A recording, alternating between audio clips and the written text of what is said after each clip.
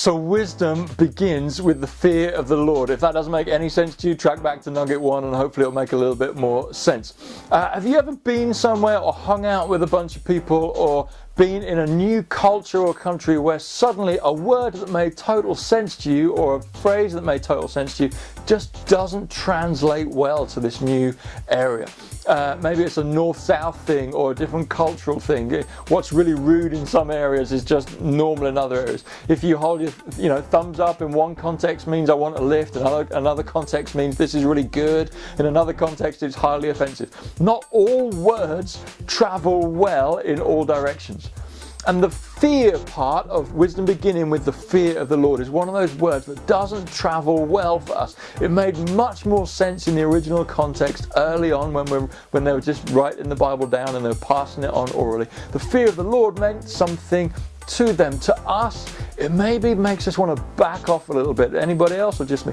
You think, hold on, if you've grown up in the church, if you've kind of discovered that church hurts sometimes or religion hurts, you're thinking, no, I don't want my friends to think that God is somebody they have to fear and be afraid of. Doesn't the Bible tell us that Jesus is a God of love? Doesn't the Bible tell us that God is a God of grace? Aren't we supposed to be talking about that instead of trying to put this heavy imposition of authority on top of people? And so if that's you, you're backing off from this fear word. Maybe you've never made the step of faith in any particular religion because you've come up against this thing where surely God should be good, the divine should be nice, and then I'm told I have to fear them. And automatically you think, I'm not interested in being involved with anything where I have to be afraid of the main character. So I listened to this interview one time, I can't remember when, but it was a guy who was a zookeeper, and his particular job in the zoo was to look after the big cats, and in particular the tigers. And they were interviewing this guy, and whilst they were interviewing him, they were showing like pictures of him as he'd been rearing these tigers in the zoo, and he had these super cute tiger cubs, and he was like bottle feeding them. And then this guy was talking about, on Christmas Day, the kids open their presents, and then I whiz down to the zoo and I look after the tigers and I muck them out and I make sure they've got food. And we haven't been able to go on holiday for years because the tigers are all consuming.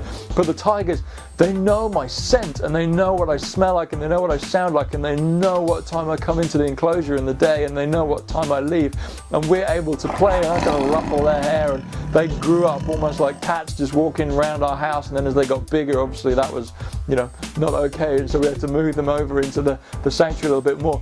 But even though these tigers know my voice, he said, even though they know my scent, even though I reared them, I never ever forget that they are wild, powerful tigers.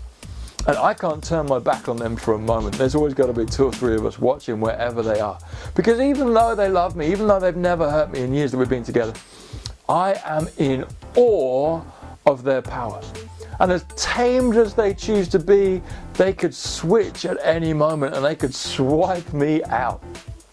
And I guess it's kind of like that with this fear of the Lord. It's not that we have to be afraid of him. It's not that he's this big beard growing, cloud sitting, lightning jolt throwing, deliverer of doom who you just have to be afraid of. Yeah, maybe if I get this wrong, he's gonna smite me. It's not like that. It's like he's this wild, powerful, brilliant, other creature who doesn't always play by our rules. And it's not that he's going to swipe you when you're not looking, but it's that he demands respect and awe because he's just bigger.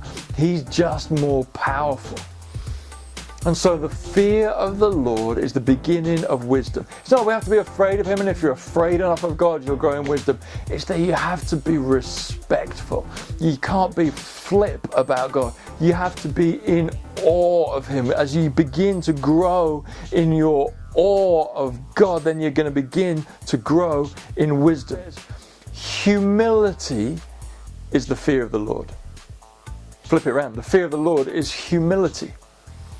Understand this, when the zookeeper goes in and he sees the tiger, he adopts a humble position where he says, wow, you are powerful and I am on your patch right now, and so I'm going to act accordingly. And the humble person before God says, I might feel like I know what I want to do in this situation. I might feel like I think what I want to do is the best course of action. I might want to get my name known and my fame levels lifted up a bit, but actually what I'm most concerned about, God, is you and your ways and your fame and your name. And I recognize that I don't have all the answers. I recognize that I don't know everything. I recognize that I'm not the ultimate authority on all things wise. You are, God. And so wisdom begins with the fear of the Lord, which is what you can now scrap that out and say, oh, I know what fear of the Lord means. It means humility.